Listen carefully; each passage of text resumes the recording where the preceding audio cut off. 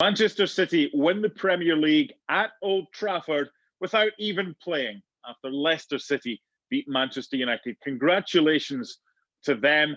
And for Pep Guardiola, that's his third Premier League title in 5 years at City. Quite an achievement, Steve Nicol.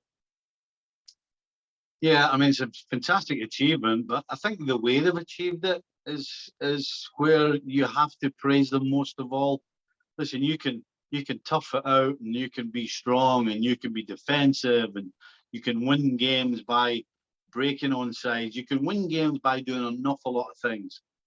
But the good thing about Manchester City is they win games by attacking. They win games by putting themselves out there and saying, we're going to come, regardless of whether it's home or away, and we're going to beat you. And that's what they've done this season. Yes, they had a sticky start where defensively they were giving up goals just at the wrong time. But you've got to give credit to Pep. Sorted that out. Diaz, no question, coming in was really the catalyst for that defence to just lock up tight. And then, of course, going forward, they're always going to create, they're always going to score.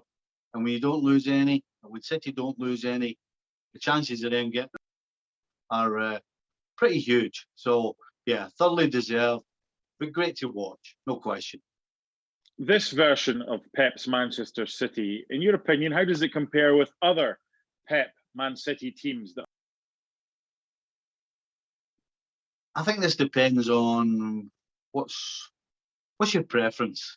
You know, I like a team to attack, yes, but I also see a team. I like to see a team defending well, also. You know, I think that City side you're probably thinking about, that got, what was it, 100 points, 101 points, something crazy. Yeah. Defensively, there was question marks over them, but for them, they were just blasting teams away, scoring 4, 5, and 6 in most games. And so defensively, it didn't matter. This season, however, defence has mattered. They got themselves in 8th position just before Christmas because they couldn't defend properly. But they sorted that out. They turned themselves defensively into a fortress.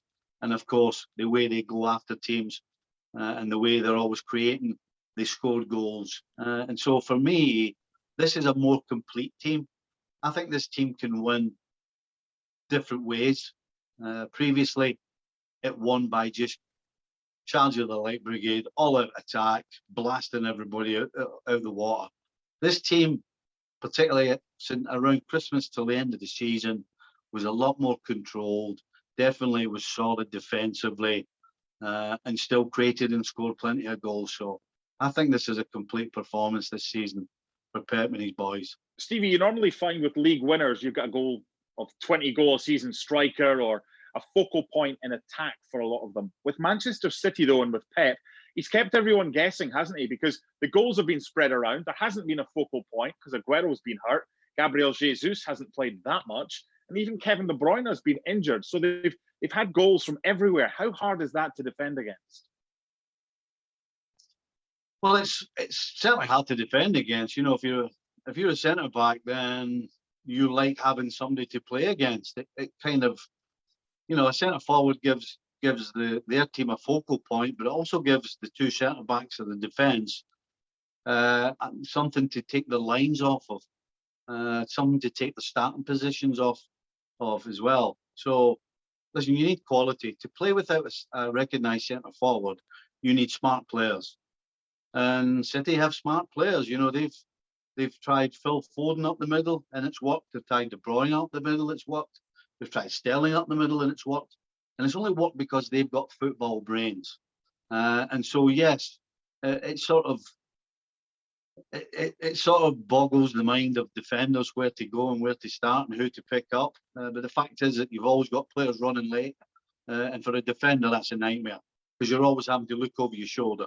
You're always having to look where the problem might come from.